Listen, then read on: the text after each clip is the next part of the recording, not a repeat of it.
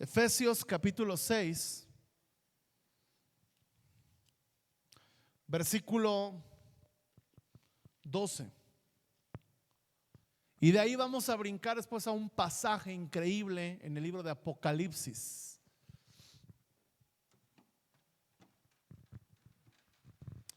Dice la palabra del Señor: porque no tenemos lucha contra sangre y carne, sino contra principados, contra potestades, contra los gobernantes de las tinieblas de este siglo, contra huestes espirituales de maldad en las regiones celestes.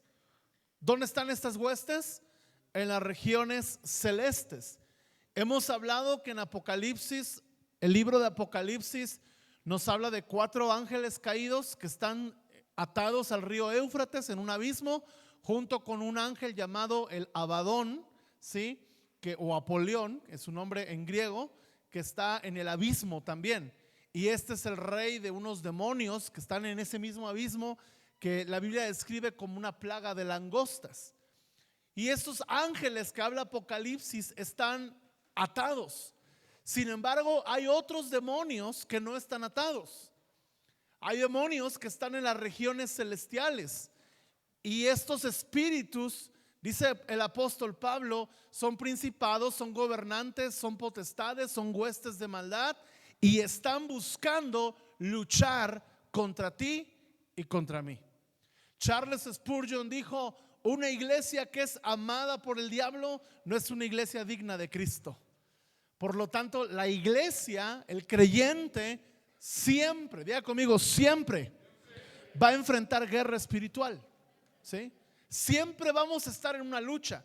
Si tú tienes una lucha en tu pensamiento entre creer la verdad de Dios o no, esa lucha es guerra espiritual. Si tú tienes conflictos en tu mente sobre cosas que no entiendes del reino de los cielos, eso es guerra espiritual. Y tenemos que aprender a pelear la guerra espiritual, como dice Efesios 6, tomando toda la armadura del Señor. Habrá otro momento para hablar de la armadura, pero yo quiero hablarte hoy de la guerra, de la última guerra de la última generación. La guerra de la última generación. Así hemos titulado este mensaje, porque el pasaje en el que vamos a meditar es la guerra espiritual que está suscitada en Apocalipsis capítulo 12. Y vemos que en esta guerra espiritual hay una mujer y hay un dragón. También le quedaría a este mensaje la bella y la bestia, ¿sí? Solo que a diferencia de la película, esta bella y esta bestia no tienen un romance, sino que tienen una guerra. Por eso es mejor el título: la última guerra de esta generación, ¿sí? Y ahí en Apocalipsis 12 hay un escenario donde hay 2 personajes, una mujer y un dragón. Y esto nos habla de la lucha espiritual que se ha vivido desde la creación del hombre y la caída del hombre. Desde que el hombre fue creado, Satanás planeó lucha contra el hombre, ¿sí? Desde que Dios diseñó al hombre a su imagen y semejanza, Satanás vino en contra de eso, porque Satanás aborrece todo lo que tiene la imagen y semejanza de Dios. Y el ser humano en su hechura es la expresión más semejante a la imagen de Dios. Por eso Satanás, mire, si ahora la humanidad, así como está caída y rota, sigue siendo imagen y semejanza de Dios en algunos aspectos, imagínense cómo era la imagen y semejanza de Dios en Adán y Eva antes de la caída. Por esa misma razón, Satanás planeó cómo destruir la creación de Dios. Y entonces él desarrolló una estrategia a través del engaño, que era el pecado. Y la Biblia nos dice en Romanos capítulo 5 que la maldad y el pecado entraron por un hombre llamado Adán, pero la justicia, la misericordia y la vida eterna entraron por un postrer Adán llamado Jesucristo, nuestro Señor y Salvador. ¿Cuántos dicen amén? Sin embargo, Apocalipsis 12 nos habla de una guerra que ocurrirá en los últimos tiempos. Los últimos tiempos están señalados proféticamente en un espacio de 7 años, en los cuales en los primeros 3 años y medio la iglesia va a enfrentar una guerra contra el anticristo. Y en los últimos 3 años y medio la iglesia va a ser arrebatada, y entonces cuando la iglesia ya no esté, el Señor va a enviar sus juicios a través de las 7 copas de la ira, ¿sí? Para destruir el pecado en el corazón del hombre antes de que venga el juicio final. Apocalipsis nos habla de 4 etapas de juicio. La primera está en los sellos, 7 sellos. Ahí nos toca estar un tiempo. La segunda está en las trompetas, ¿sí? Que son juicios destructivos sobre los pecadores. La tercera está en las copas de la ira, que son 7 juicios donde Dios va a destruir no solamente al hombre, sino a la tierra, para que el hombre se arrepienta. Para ese espacio de las copas de la ira, la iglesia ya no está. Dios va a enviar las plagas, ¿sí? Él va a estar, el cordero va a estar con la esposa en la eternidad, y en esos 3 años y medio el hombre, escuche bien, va a ser tratado por Dios antes de que venga el último juicio, que es cuando el Cristo venga y aparezca en las nubes, donde con la espada de su boca, y en breve, dice la escritura, tanto en Romanos como en Apocalipsis 19, va a aplastar a Satanás, a sus ángeles y a todos los que tienen la marca de la bestia. Es decir, que si tú eres creyente en Cristo Jesús, pero tu vida no está en la milicia, en el tono que debe de estar cuando Cristo arrebata a su iglesia, tú te vas a quedar los últimos 3 años y medio a experimentar la ira de Dios. Y vas a tener un problema tremendo, porque por un lado vas a ver la ira de Dios, ¿sí? Pero por otro lado vas a ver la ira del mundo contra los cristianos que se quedaron. O te alías a ellos o los enfrentas. Pero la Biblia dice que el costo será su propia vida. ¿Me estoy explicando en todo esto? Por lo tanto, tenemos que militar de manera correctamente, porque cuando venga el juicio de Dios, el juicio final, ya conmigo, juicio final, a todos los que se marcaron por la bestia, que es el 666, y no es un tatuaje, ¿sí? Sino es un espíritu en la mente y en el corazón del hombre, Dios les va a destruir.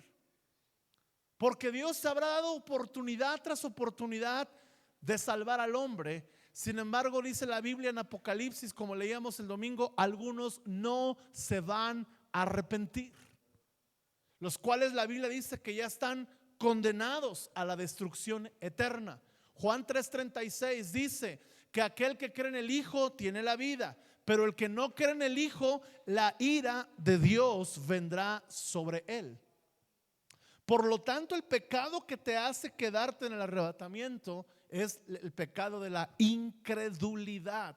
Por eso usted y yo tenemos que tener mucho cuidado en andar juzgando lo que el Espíritu Santo hace o no, porque cuando eso entra es como un veneno, es como un virus que se incuba, y sin que tú te des cuenta, poco a poco empieza a crecer, y esa incredulidad te puede llevar a condenar. Porque la Biblia dice en Efesios, estoy poniendo mucho fundamento bíblico para que usted no piense que estoy fumando marihuana, ¿verdad? Efesios 2, 8 y 10 dice: por gracia sois salvos por medio de la fe. Entonces, si la fe me califica a la salvación, ¿qué me califica a la perdición? La incredulidad. ¿Ok? Entonces vamos a ver cómo es esta lucha espiritual a la que la iglesia va a estar expuesta por 3 años y medio. Yo no creo en un arrebatamiento que nos va a venir a salvar de un conflicto, no. Yo creo que vamos a tener una guerra contra el anticristo, contra el dragón, la serpiente antigua. Y tú y yo tenemos que caminar desde hoy preparados, porque no sabemos exactamente en qué momento van a empezar estos 7 años y estos 3 años y medio. Ahora, cuando tú veas que un tipo se levanta a resolver el problema en Jerusalén e Israel y te dice que él es el salvador del mundo, ahí empiezan esos 7 años. Algunos creen que esos 7 años comienzan con la construcción del tercer templo de Jerusalén, el cual el anticristo va a hacerle a los judíos para hacerles creer que él es el Mesías que están esperando. Sin embargo, será un anticristo. Y por eso cuando Jesús dice aún los escogidos serán engañados, no habla de los salvos, habla del pueblo de Israel, que muchos del pueblo de Israel, que es el pueblo escogido, van a ser engañados por el anticristo. Por eso tenemos que orar por la salvación de Israel, para que ninguno de ellos sea engañado. Esa fue la introducción. Apocalipsis 12. Apareció en el cielo una gran señal, una mujer vestida del sol, con la luna debajo de sus pies y sobre su cabeza una corona de 12 estrellas. Y estando encinta, clamaba con dolores de parto en la angustia del alumbramiento. También apareció otra señal en el cielo. He aquí un gran dragón escarlata, que tenía 7 cabezas y 10 cuernos, y sus cabezas 7 diademas. Y su cola arrastraba la tercera parte de las estrellas del cielo y las arrojó sobre la tierra. Y el dragón se paró frente a la mujer que estaba para dar a luz, a fin de devorar a su hijo tan pronto como naciese. Y ella dio a luz un hijo varón, que regirá con vara de hierro a todas las naciones. Y su hijo fue arrebatado para Dios y para su trono. Y la mujer huyó al desierto, donde tiene lugar preparado por Dios, para que allí la sustenten por 1260 días, un tiempo aproximado de 3 años y medio. Después hubo una gran batalla en el cielo. Miguel y sus ángeles luchaban contra el dragón, y luchaban el dragón con sus ángeles, pero no prevalecieron, ni se halló lugar para ellos en el cielo. Y fue lanzado fuera el gran dragón, la serpiente antigua, que se llama Diablo y Satanás, el cual engaña, nota la estrategia, engaña al mundo entero. Fue arrojado sobre la tierra, y sus ángeles fueron arrojados con él. ¿A dónde? A los lugares celestiales aquí en la tierra, donde tú y yo tenemos una lucha contra ellos, ¿sí?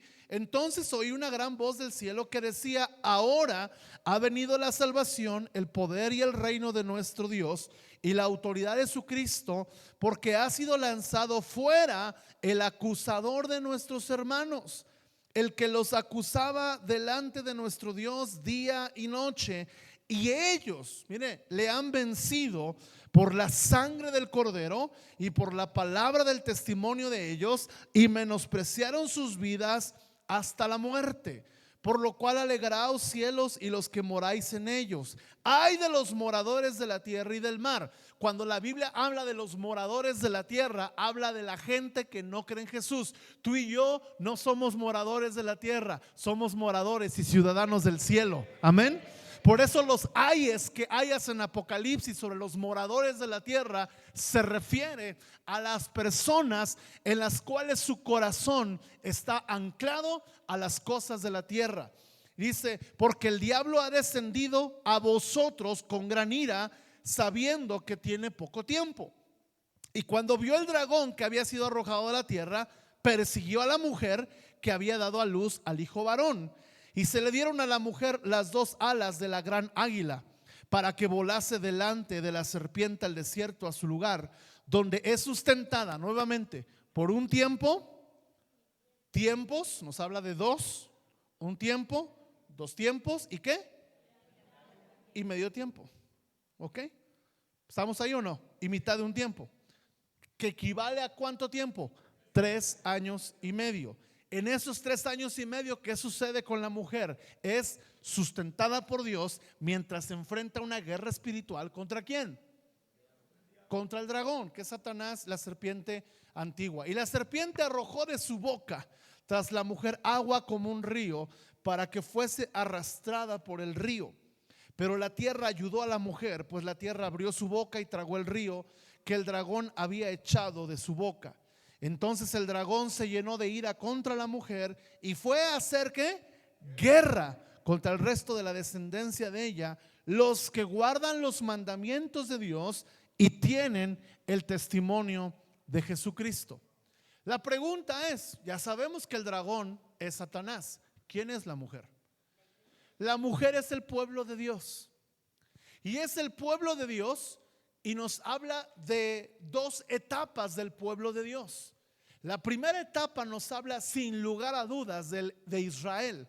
¿Por qué habla de Israel? Porque dice la palabra aquí en Apocalipsis 12 que esta mujer dio a luz un hijo varón, el cual es Jesucristo, ¿sí? El cual regirá las naciones con vara de hierro. ¿De qué nación proviene Jesús? de Israel. Entonces esta mujer es el pueblo de Dios porque nos habla de Israel, pero después habla que esta mujer, ¿verdad? Habla del pueblo de Dios que ha vencido, que tiene salvación, que tiene el testimonio de Dios y los mandamientos, obedece los mandamientos de Jesucristo. Esta mujer representa a Israel, el Israel que será salvo, y representa a la iglesia, a ti y a mí, pero a la iglesia verdadera. Así como no todo Israel será salvo, sino que hay un remanente de Israel, también hay un remanente en la iglesia. Jesucristo lo dijo muy claro: no todo el que me dice Señor, Señor entrará en el reino de los cielos, sino el que hace la voluntad de mi Padre. Y nos habla este pasaje, tú lo acabas de leer con tus propios ojos, ¿sí?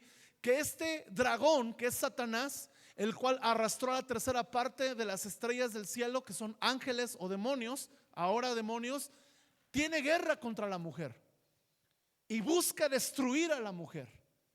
Y dice la palabra que desde el momento que fue arrojado en la tierra, él ha buscado destruir tanto al pueblo de Israel como a la iglesia.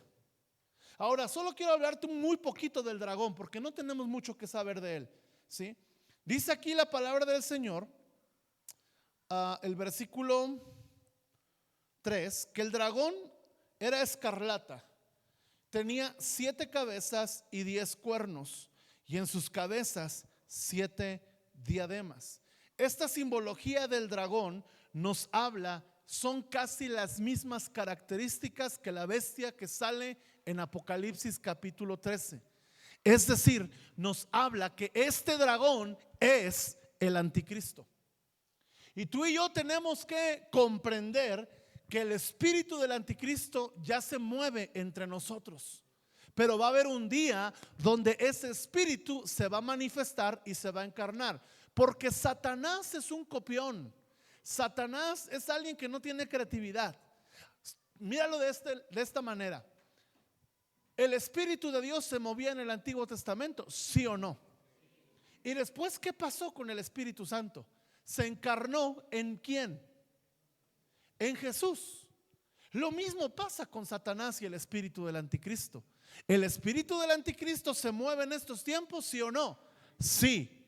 Pero un día se va a encarnar, va a tomar posesión de un líder político, económico y militar, y va a tratar de gobernar el mundo siendo influenciado por el dragón. Tú vas a leer en Apocalipsis 13 que el dragón le dio autoridad a esta bestia, la autoridad porque él es el príncipe de la potestad del aire para gobernar. Y esta es la lucha que tú y yo enfrentamos, pero es una lucha que vamos a enfrentar. La pregunta es: ¿cómo es la iglesia? ¿Cómo es el creyente? ¿Cómo debe de ser esa generación victoriosa de los últimos tiempos? Y al leer, perdón por toda la introducción tan larga, pero es para que usted entienda en dónde estamos parados. Al leer el capítulo 12, vamos a encontrar ciertos matices de esta iglesia y de esta generación que está siendo preparada en su mente y su corazón para los últimos tiempos, no solamente para enfrentar una guerra espiritual, sino para vencer en esa guerra espiritual. ¿Quieren descubrir? Ayúdenme con los niños, por favor, nada más. Apocalipsis 2 entonces. Primera característica, dice el versículo 1: apareció en el cielo una señal, una mujer vestida del sol, con la luna debajo de sus pies, y sobre su cabeza una corona de 12 estrellas. La primera característica de la iglesia que va a triunfar en los últimos tiempos es una iglesia que resplandece. Habla de una mujer, pero habla que esta mujer, mire cómo está vestida. Está vestida de sol, tiene luna y tiene estrellas. Habla de 3 creaciones que tienen un propósito en la tierra. ¿Cuál es el propósito del sol? ¿Cuál es el propósito de la luna? ¿Y cuál es el propósito de las estrellas? Alumbrar. Y nos habla que la luz con la que esta iglesia alumbra es una luz que no puede ser fabricada en la tierra, es una luz que no puede ser originada en la tierra, sino que es una luz que se origina en el cielo. Por eso tú y yo no somos de los moradores de la tierra, somos ciudadanos del cielo. Y la iglesia que va a triunfar es una iglesia que brilla, que resplandece, como dice el libro de Isaías: levántate y resplandece, porque ahora ha venido tu luz. Por eso dice esta profecía de Isaías: aunque la tierra se cubra de oscuridad, usted ha estado escuchando que viene otra pandemia. Pero tú y yo no tenemos que tener temor, porque en medio de la oscuridad, la iglesia que va a triunfar ha sido vestida con la luz de Jesús. La palabra dice, Jesús dijo: yo soy la luz del mundo, pero ustedes son la luz del mundo. Y nos habla de dónde nace esa luz. Primeramente, la luz nace del sol de justicia. Esta iglesia va a resplandecer con la justicia de Cristo. Pero también nos habla de la luna. Génesis 1:14 dice que la luna servía de referencia para determinar los tiempos. Lo segundo que nos va a ayudar a resplandecer es el entendimiento. Cuando hablamos de que esta mujer tiene el sol, nos habla del sol de justicia, rectitud, veracidad, integridad, pero también la luna, que nos habla de ser entendidos en los tiempos. Si queremos vencer en este tiempo, tenemos que entender el tiempo en el que estás viviendo. No me están entendiendo algunos. Tienes que entender el tiempo en el que estás viviendo, porque si tú no estás en este mensaje expectante, con el deseo de saber si tienes o no las características de esta iglesia gloriosa, de esta iglesia vencedora, amado, corre el riesgo que cuando llegue el momento de partir, tú no vayas, porque no fuiste parte de esta mujer. No tenías el sol, no tenías el sol de justicia, no tenías el entendimiento que está representado en la luna y las estrellas. Ahora, ¿de qué nos habla las estrellas? Nos habla de ángeles. Apocalipsis 1,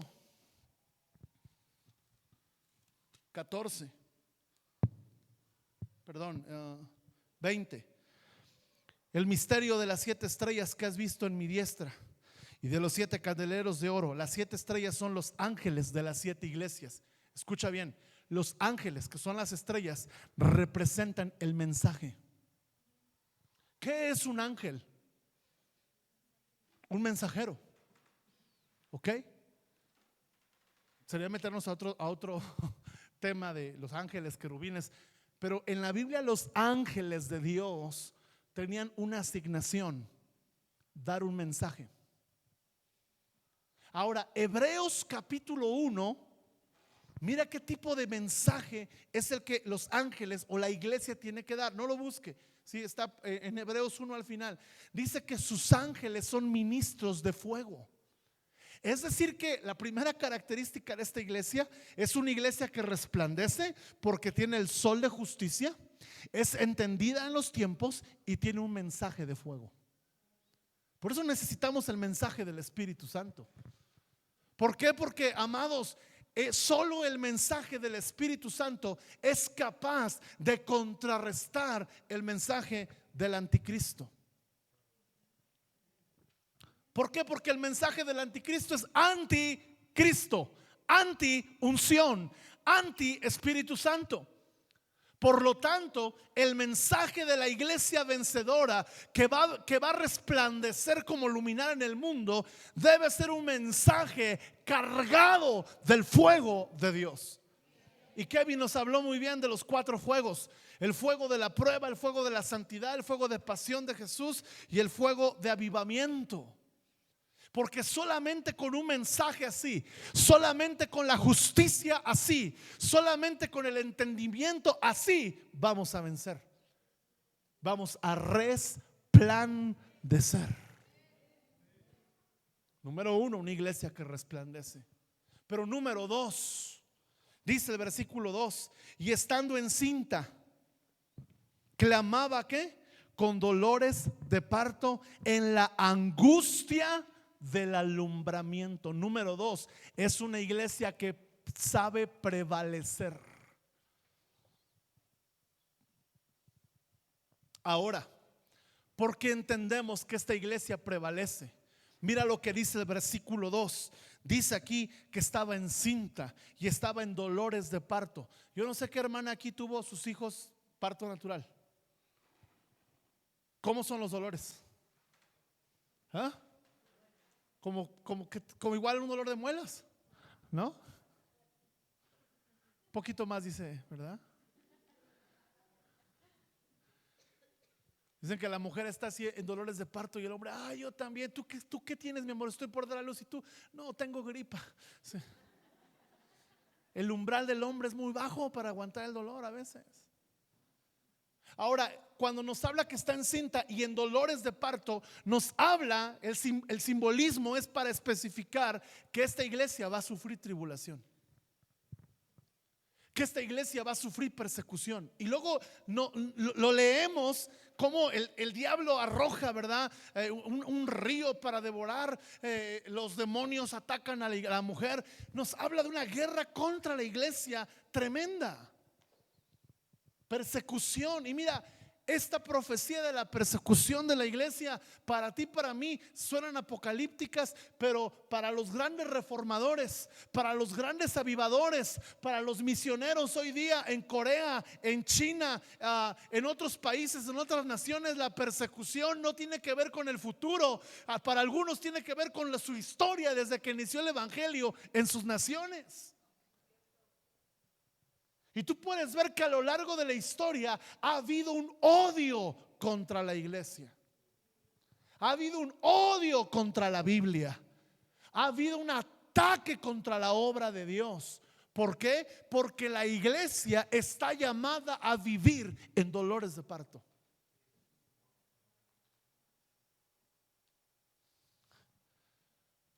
Y aquí nos sentimos en tribulación porque te dejó el tusobús, porque la empresa va a cerrar, porque tu novia te dejó.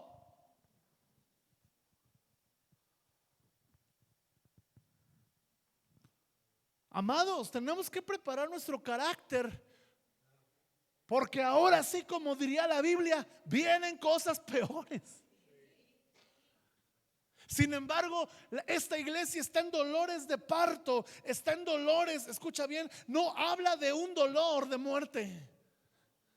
No habla que esta iglesia sufre dolor y tribulación porque va a morir o porque viene muerte. Escucha, hay personas que en un accidente tienen dolores y mueren. El cáncer produce un dolor de muerte. Cualquier enfermedad produce, el azúcar, la diabetes produce dolores de muerte. Pero los dolores de parto no son dolores de muerte, son dolores de vida. Esta iglesia, entre más sufre, más vida produce. Tu vida y mi vida, Pablo decía, en nosotros opera la muerte, el dolor, pero en ustedes la vida. Segunda Corintios 4, Pablo dice, estamos entregados a muerte a fin de que en ustedes resplandezca la vida de Dios. Esta iglesia que prevalece es una iglesia que sabe soportar los padecimientos. ¿Por qué? Porque lo que es fruto de ellos es más glorioso. Por eso Pablo en Romanos 8 nos dice, esta leve y momentánea tribulación va a ser cambiada por un mayor y eterno peso de gloria. Tú lees Santiago, tú lees la carta de Pedro y el mensaje es: bienaventurados, siéntanse dichosos cuando estén, no en una, no en dos, sino en diversas pruebas, sabiendo que la prueba de vuestra fe produce paciencia, y la paciencia esperanza. Romanos 5. Y la esperanza no avergüenza, porque el amor de Dios ha sido derramado en nuestros corazones por medio del Espíritu Santo. Oh, grande es nuestro Dios, que en medio de las tribulaciones hay algo que siempre da a luz victoria. Por eso Isaías 53 dice, hablando de Jesús, verá el fruto de su aflicción y quedará satisfecha su alma. Isaías 53. Me llama la atención eso, porque habla que Jesús no se iba a mover de manera almática ni sentimental, sino que él sabía que en medio de la aflicción, cada aflicción que él vivió en la tierra traía un fruto, y ese fruto que él veía en fe, ese nacimiento, ese alumbramiento de salvación, le daba satisfacción a su alma. Y entonces el alma de Jesús, escuche bien, con esto paso al siguiente punto, no era gobernada por las circunstancias, sino por las promesas eternas y divinas que él había recibido. Pregunto, ¿cuál es tu promesa? ¿Tienes una prueba? Dios nunca, escuche bien, nunca te va a dar una prueba sin antes darte una promesa. Porque la promesa alimenta tu fe para enfrentar la prueba. Amén. Tercera característica, versículo 5. Y ella dio a luz un hijo varón, que regirá con vara de hierro a todas las naciones, y su hijo fue arrebatado para Dios y para su trono. Esta iglesia que vence, número 3, da a luz la obra de Cristo.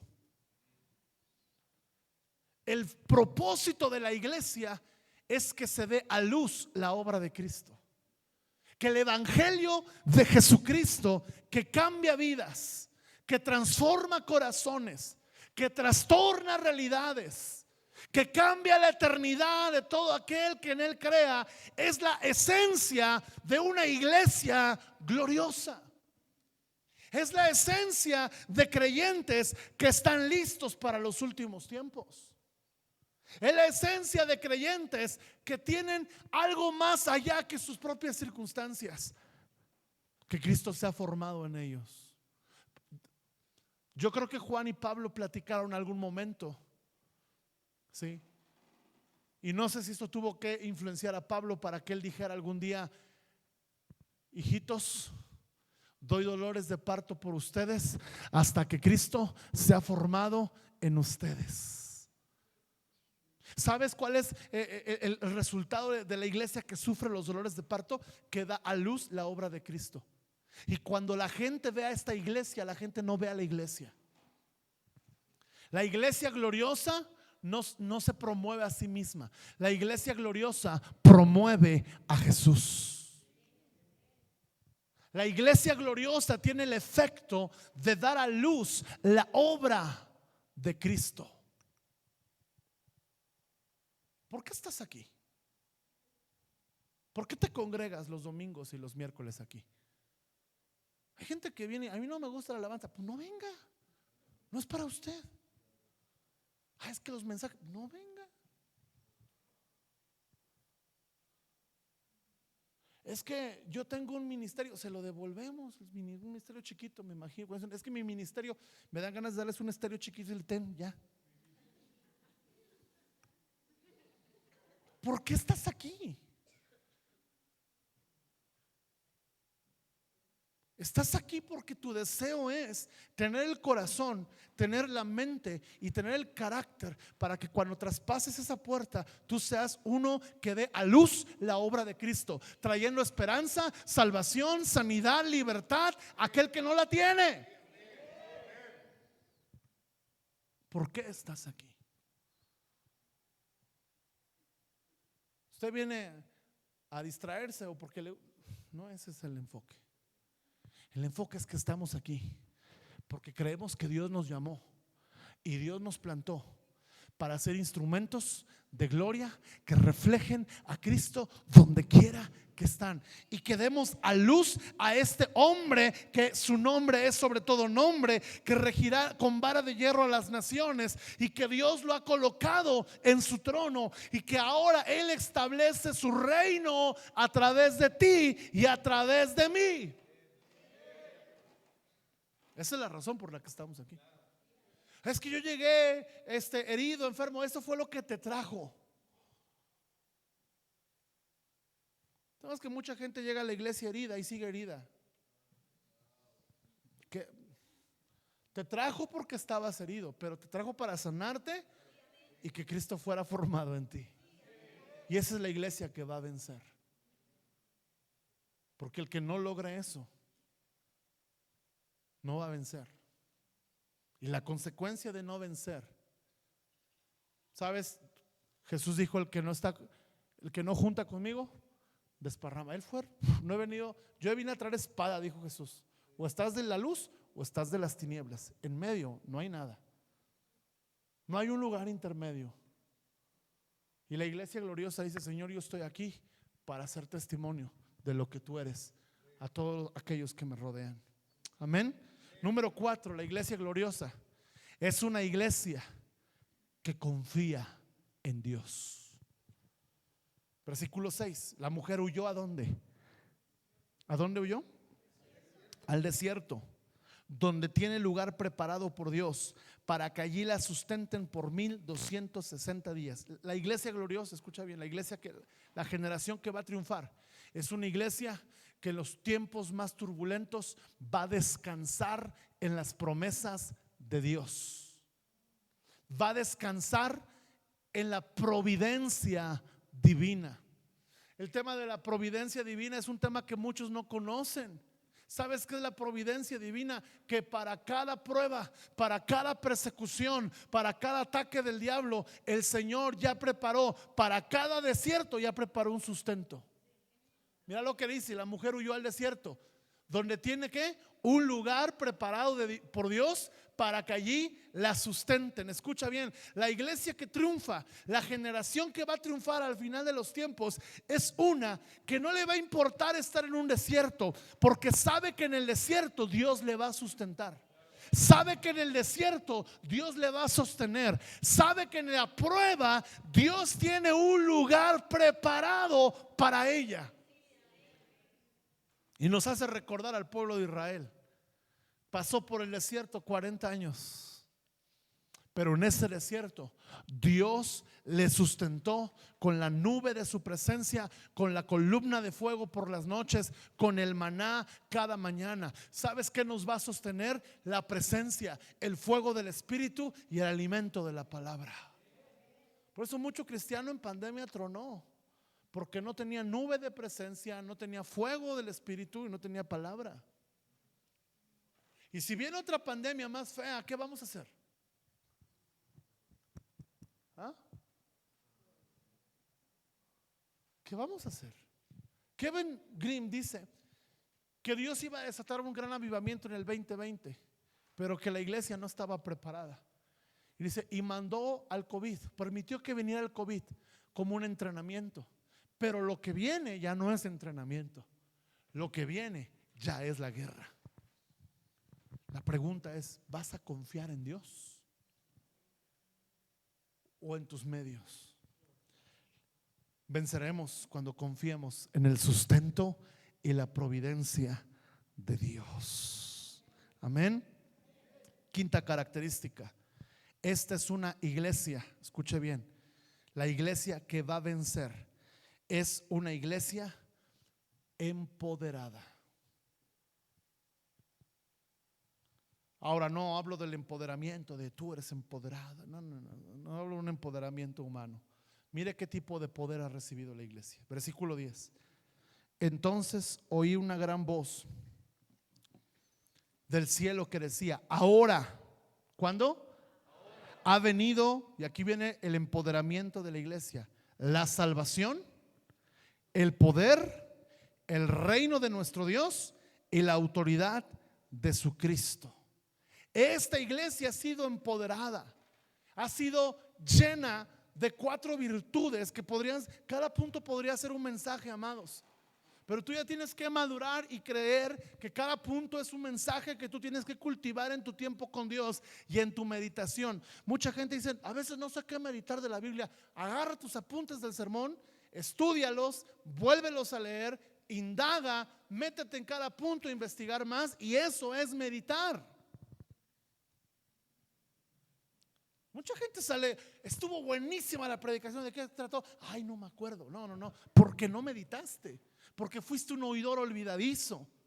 Pero aquí nos habla de 4 herramientas. Punto 5 nos habla de 4 herramientas que son necesarias para vencer. Número 1, la salvación. ¿Cómo vamos a vencer sin salvación? ¿Sabes que la salvación es un arma espiritual? No solo es un regalo de Dios, es un arma espiritual. Porque cuando el diablo viene a acusarte, porque ¿qué dice el versículo 11? Sí, el 9, el 10, desde el 9. Y fue lanzado, ¿qué? Fuera el gran dragón, la serpiente antigua que se llama Diablo y Satanás, el cual engaña al mundo entero. Fue arrojado a la tierra y sus ángeles fueron arrojados con él. Versículo 10. Entonces oí una voz en el cielo que decía: ahora ha venido la salvación, el poder y el reino de nuestro Dios y la autoridad de su Cristo, porque ha sido lanzado, mire, fuera el acusador de nuestros hermanos. Aquí te va la necesidad por la cual necesitamos caminar en la salvación, en el poder del Espíritu, en los valores del reino de Dios y en la autoridad de Cristo. Te voy a decir por qué. Porque la herramienta, escucha bien, la herramienta con la que Satanás destruye el mundo se llama engaño. La herramienta con la que Satanás destruye a la iglesia se llama acusación.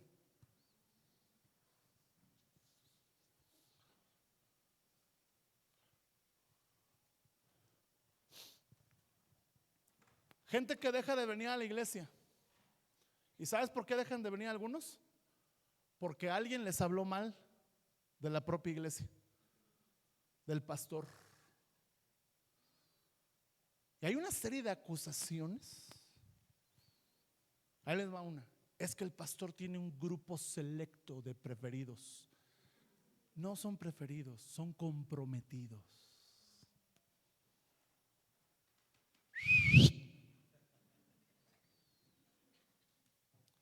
¿Qué sintieron feo o qué? Si usted es comprometido, dijo: dale, pastor, dale, échale, échale. Otra más. No pasa que llega alguien y te dice: ay, Michi, ¿para qué vas tanto a la alabanza? Brandon, le baja tu micrófono.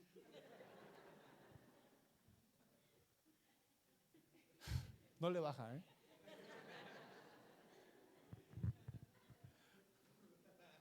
Brandon, tranquilo, porque él no debe nada, no suda frío, ¿sí? Pero entonces, con ese comentario, ¿qué hizo la persona? Acusó. ¿Y qué va a pasar en ella? Va a decir la líder de alabanza: ¿sabes qué? Ella todo es animado. Y va a dejar de servir. Escucha bien: quien deja de servir un día deja de venir. Si tú eres un servidor y un día dejas de servir, dejas de venir.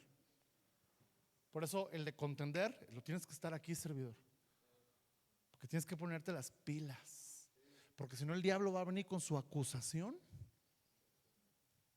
Mira, la acusación la enfrentas de tu propia familia. Hay una hermana que le dijeron: ten cuidado con tu pastor, porque te va a pedir las escrituras de tu casa.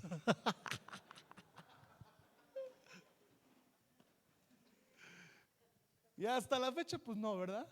No me ha invitado a su casa como para pedirle escrituras. Ni una chalupa me ha invitado. Y no quiero decir quién es, pero Pero la hermana tenía la salvación, el poder, la autoridad del reino en su corazón, y no dejó que ese comentario le afectara. Pero el problema es cuando viene de otro hermano. ¿Cómo Satanás, yo me pregunto, cómo Satanás te acusa si tú ya estás cubierto por la sangre de Cristo? Satanás no puede acusarte por tus pecados. ¿Cómo te acusa? Por medio de otro cristiano.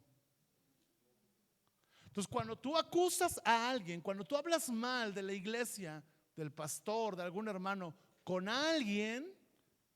Por eso somos bien cuidadosos nosotros con que, por favor, cuiden lo que hablan, por favor, en la manera de lo posible, véanse aquí en la iglesia y aquí en la iglesia sean, y si van a otro lado, cuídense. ¿Por qué? Porque es algo espiritual, no es un espíritu de control que tengamos nosotros. Mi autoestima no depende de la opinión que la iglesia tenga de su servidor, pero sí me preocupa que el diablo entonces acuse, porque esa acusación genera que el corazón de muchos y el amor de muchos, ¿qué? Y muchos serán engañados. ¿Y sabes por qué viene el engaño muchas veces? Por otro hermano. ¿Qué intención tenía? Sabrá Dios qué intención tienen los que andan hablando mal. Yo quisiera saber. Resolver las cosas no creo. Pero tú debes de tener cuidado que Satanás no gane ventaja en tu fe cuando viene alguien a acusar a otro hermano contigo. Pues ni que tú fueras el Espíritu Santo para andar redarguyendo a todo mundo. ¿Me explico? Y ya suban al micrófono de Nietzsche, no manches. Ahora, ¿cómo logro esto? Caminando en la salvación, soy hijo de Dios. Caminando en la autoridad de Cristo, caminando en el reino de Dios y en el poder del Espíritu Santo. Porque mira, Satanás acusa, versículo el 10, que los acusa ¿qué? De día y de noche.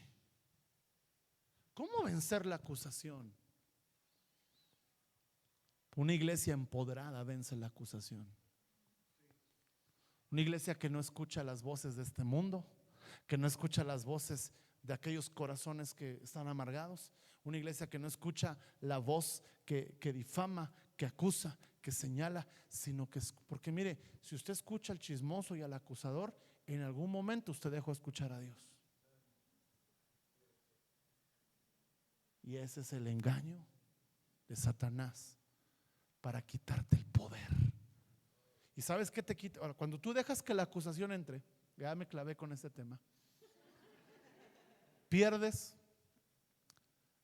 autoridad. En el mundo espiritual, ay, ¿por qué siento que Dios no oye mis oraciones? Porque perdiste autoridad. ¿Sí? Vamos con el siguiente para que se pongan más relajados. Y ellos le han vencido, versículo 11, por medio de la sangre del Cordero y de la palabra del testimonio de ellos, y menospreciaron sus vidas. ¿Hasta qué punto? Hasta la muerte. La sexta característica es una iglesia victoriosa. ¿Y dónde descansa su victoria? En la sangre del Cordero. Tengo que avanzar. Así como la sangre de un cordero permitió que Israel saliera de Egipto, así la sangre del cordero va a permitir que un día la iglesia salga de este mundo en el arrebatamiento. ¿Y a quién va a arrebatar el Señor? A los que tienen la marca de la sangre del cordero.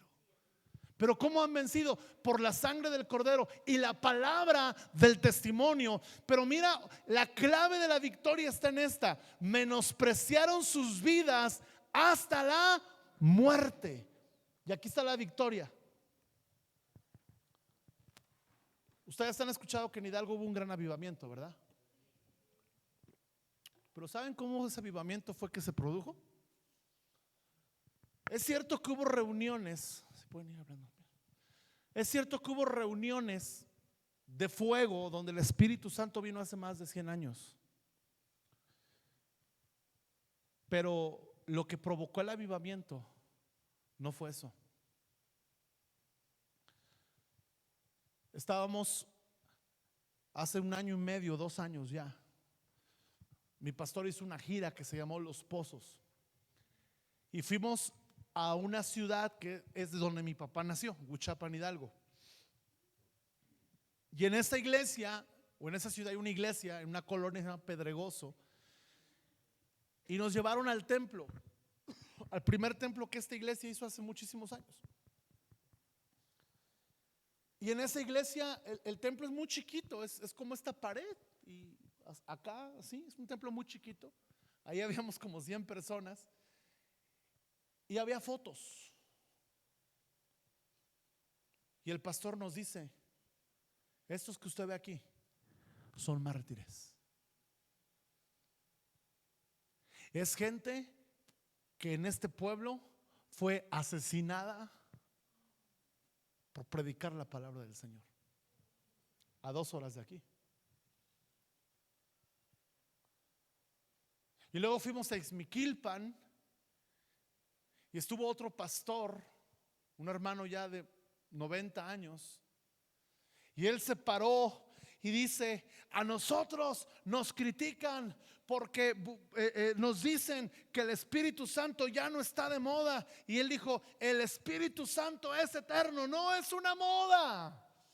Y ese hombre que dijo esa frase, que el Espíritu Santo no ha pasado de moda, dijo también en esa reunión: en este lugar, en el Valle del Mezquital, la semilla del evangelio floreció por la sangre de los mártires. Una de las cosas que vamos a ver en los últimos tiempos, van a ser mártires. Pero la iglesia que camina victoriosa es una iglesia que camina así. Ahora que viene Marco Schulz, tú vas a escuchar las historias de misiones.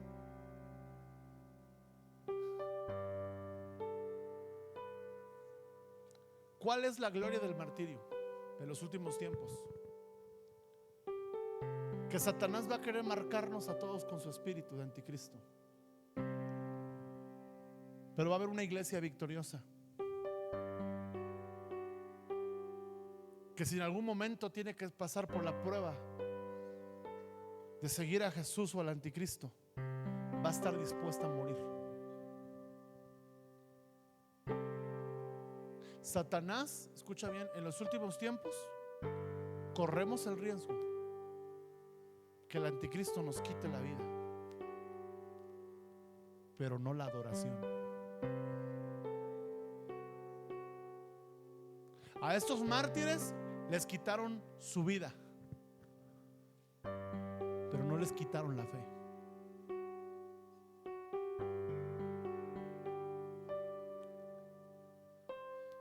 Tú tuviste un sueño, ¿no? Que veías a un joven.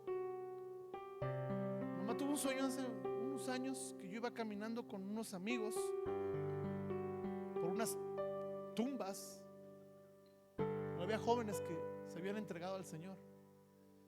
Y cuando ella conoció a uno de mis amigos, un español, me dijo: se parece a uno de los que vi que habían dado su vida por Dios.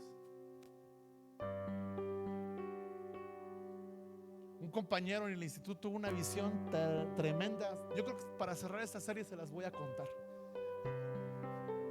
Pero una de las cosas que él veía era mucho martirio,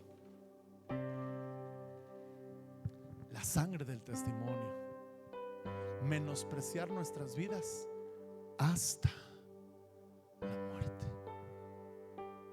Tú no sabes.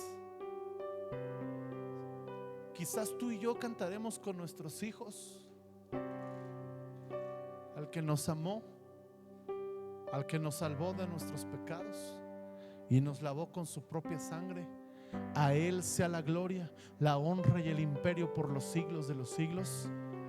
Tú no sabes si cantaremos esa canción tomados de la mano de nuestra familia mientras damos nuestra vida por Jesús.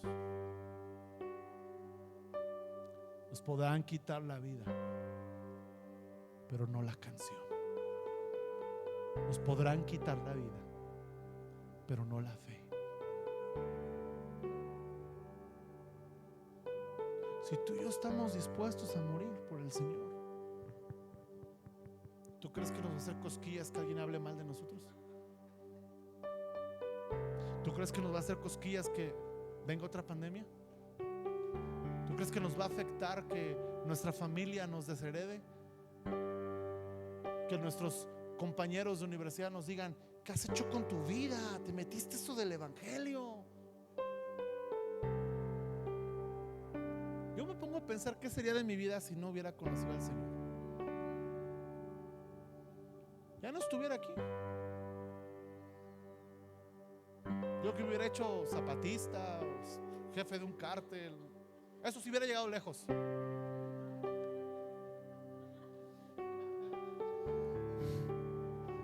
Pero ya no estaría aquí. La iglesia que vence, la iglesia que va a prevalecer, es una iglesia victoriosa. Vence por la sangre de Cristo. Escucha bien, cuando tú y yo vencemos por la sangre de Cristo, no nos va a importar derramar nuestra propia sangre.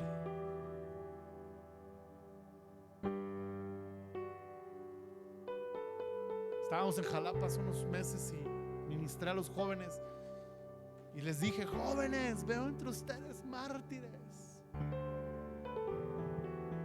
Y los vi sus caritas, tuve una visión. Y llegó una persona y me dijo: mi hijo, ¿viste a mi hijo? Y me dio un ataque de sinceridad. Le dije: sí. Y empezó a llorar. Y dijo estas palabras: desde antes de nacer yo te los di. Sería un privilegio ser padre de un mártir. Y no, también dice, sería un privilegio ser mártir también, ¿no? Séptima característica y última. Versículo 14.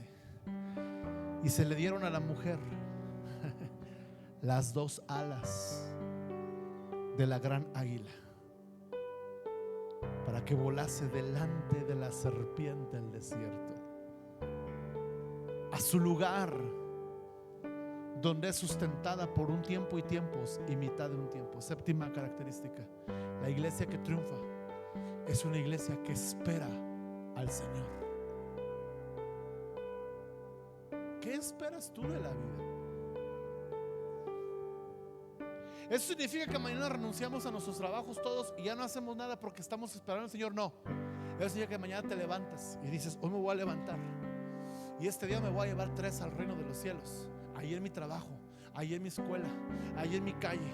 Este día voy a reflejar a Cristo, voy a reflejar su reino. ¿Por qué? Porque lo estoy esperando.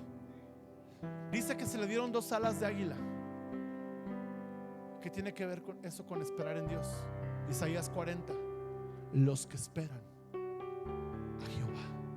Isaías 40, 31.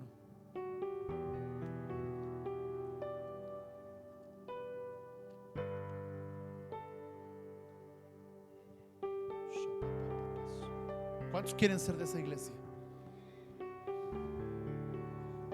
La iglesia que no tiene problemas porque la reunión termina tarde. Los muchachos se fatigan y se cansan. Los jóvenes flaquean y caen. Versículo 31. Pero los que esperan a Jehová tendrán nuevas fuerzas. ¿Levantarán qué? ¿Qué se le dio a la mujer del final de los tiempos? ¿Qué se le dio? Las 2 alas del águila. ¿Para qué? Para que volase enfrente de la serpiente. La iglesia que espera al Señor va a recibir la fuerza del Señor y va a volar por enfrente de Satanás. Y este reino no les va a tocar. El reino humano no les va a robar su fe, porque tendrán alas como las águilas. Correrán y no se cansarán, caminarán y no se fatigarán. Será una iglesia que no se va a cansar, como le dice Pablo: no se cansen de hacer el bien. Yo quiero ser parte de esa iglesia. El problema es: o eres parte de la iglesia, o eres parte de la generación de los últimos tiempos, o eres parte del dragón.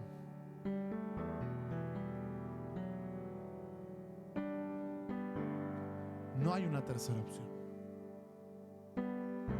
El reino es radical y el mensaje es radical. Tú tienes que tomar una decisión hoy. Y desde el punto 1 tendríamos para haber terminado la reunión. Vistámonos del sol de justicia. entendidos en los tiempos, con ese mensaje de fuego. Quiero invitarte a que te pongas de pie.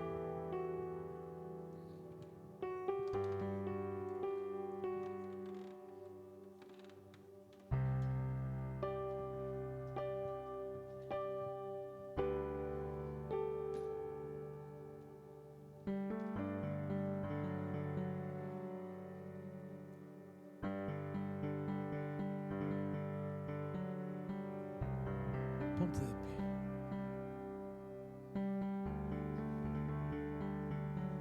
Levanta tus manos al Señor.